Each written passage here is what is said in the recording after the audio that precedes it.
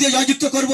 এবং এই সাথে আরো দুটি কথা বলবো, যে হারমাত বাহিনী কেন্দ্রের বিজেপি সরকার, যে বিজেপি সরকার তারা আজকের 11 বছর ক্ষমতায় আছে, তাদের শুধু ভাঙতা দেয়, তারা ষড়যন্ত্র করে কি করে হিন্দু মুসলিমের মধ্যে দাঙ্গা বাঁধানো যায়, এই ষড়যন্ত্র করে তারা বিচ্ছেদ করার চেষ্টা করে।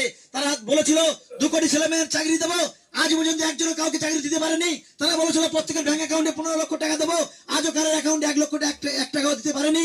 সেই ভাঙতাবাজি বিজেপি সরকারের বিরুদ্ধে রুখে দাঁড়াতে হবে।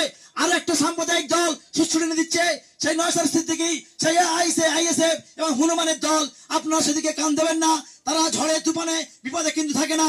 ঝড় হলে আমপান হলে তৃণমূল কংগ্রেসের সৈনিকরা, তৃণমূল কংগ্রেসের নেতৃত্বরা, এই আইজুল ভাই থেকে শুরু করে, এই আবুল ভাই থেকে শুরু করে, এখানে এদের পাওয়া যায়, এই মোনাজাত খান থেকে শুরু করে এনাদের পাওয়া যায়। কিন্তু সেই বিজেপির হারমাত বাহিনীদের পাওয়া যায় না, সেই আইএসএফ হারমাত বাহিনীদের পাওয়া যায় না, সেই সিপিএম এর হারমাত বাহিনী পাওয়া যায়।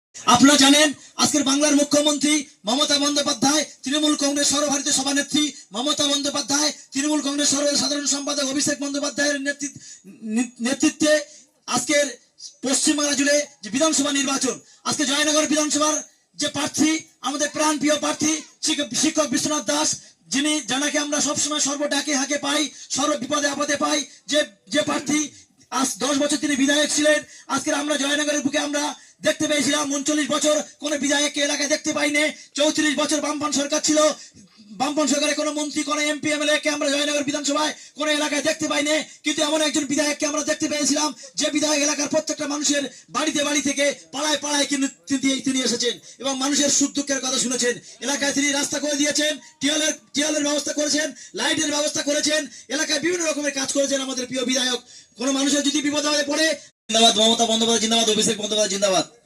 বন্ধুগণ, আজকের এখানে উপস্থিত হয়েছেন আমাদের শাহজাদপুর অঞ্চলের প্রধানের প্রতিনিধি এবং জয়নগর 2 নম্বর ব্লক তৃণমূল কংগ্রেস জয়েন্ট বাহিনীর সভাপতি মোনাজাত আলী খান এবং জয়নগর 2 নম্বর ব্লকের তৃণমূল কংগ্রেসের যুব সভাপতি তথা শিক্ষা কর্মদক্ষ কর্ণকান্তি হালদার এবং এই বুথের বুথ সভাপতি আবুল ভাই এবং এই বুথের লড়াকু নেতৃত্ব, এই বুথের পঞ্চায়েত সদস্য আমাদের আইজুল ভাই এবং এই বুথের অন্যান্য নেতৃত্ব এবং মায়েরা বোনেরা প্রত্যেকে উপস্থিত আছেন।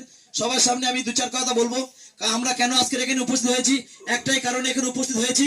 আপনারা জানেন বিধানসভা নির্বাচন শুরু হয়ে গেছে।